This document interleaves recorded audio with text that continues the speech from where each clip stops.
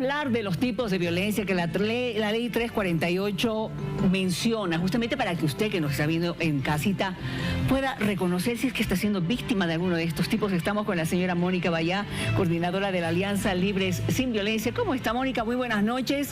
A ver, contémosle a las mujeres específicamente que son víctimas de violencia a reconocer, ¿no? ¿Cómo pueden reconocer estos 16 tipos de violencia? Buenas noches, Miriam. Muchas gracias por la entrevista. Efectivamente, la ley 348 establece diferentes tipos de violencia. Entre ellas está la violencia física, la violencia psicológica, la violencia sexual y la violencia económica y patrimonial principalmente. En el marco de estas violencias o el ejercicio de las mismas también se identifican algunas otras que están bien relacionadas con los ámbitos en los que se produce la violencia. Por ejemplo, nos habla la ley de la violencia institucional cuando se produce particularmente en el marco de las instituciones públicas, pero también privadas, dentro del sistema educativo, dentro del sistema de salud, por ejemplo, o en el ámbito político, que es el caso del acoso y la violencia política.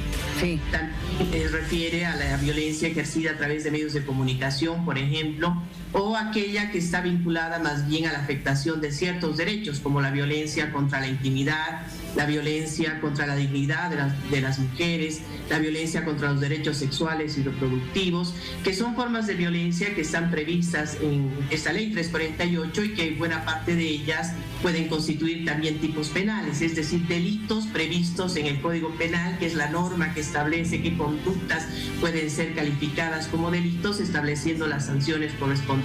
Muy bien, ahora hay un tipo también de sanción, como usted menciona, pero ¿cuál es más o menos para tomar en cuenta algunos ejemplos?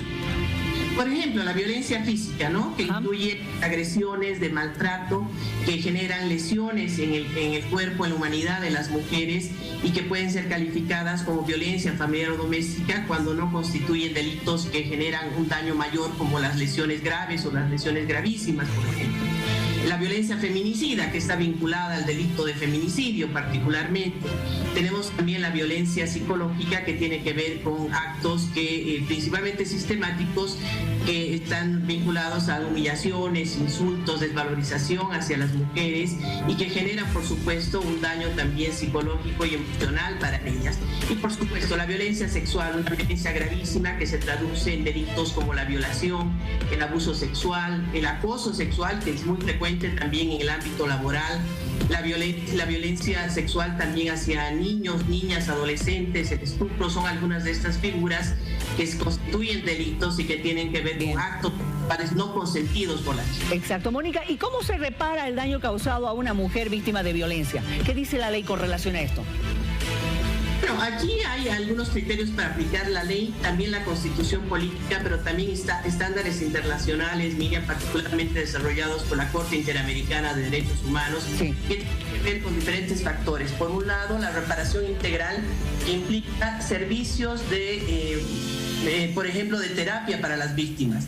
Tiene que ver con la indemnización, por ejemplo, del daño no solamente material, sino inmaterial que sufre la víctima. Por ejemplo, temas que están vinculados a costos de curaciones, por ejemplo, claro, que muchas de las lesiones físicas generan, ¿no? Entonces, tiene que ver también no solamente con una responsabilidad de los agresores, que son los primeros juzgados cuando se los condena, sino también con una responsabilidad del Estado, ¿no? Por exactamente. ejemplo, ahora, Mónica, servicios integrales para las víctimas. En medio de todo esto, gracias ante todo por haber estado con nosotros. Es importante que quienes están o consideran o creen o suponen que están viviendo una situación de violencia, por favor, no se calle. No hay que callar estos actos de violencia y en todo caso sí denunciarlos. Muchísimas gracias, Mónica. Será hasta una próxima oportunidad.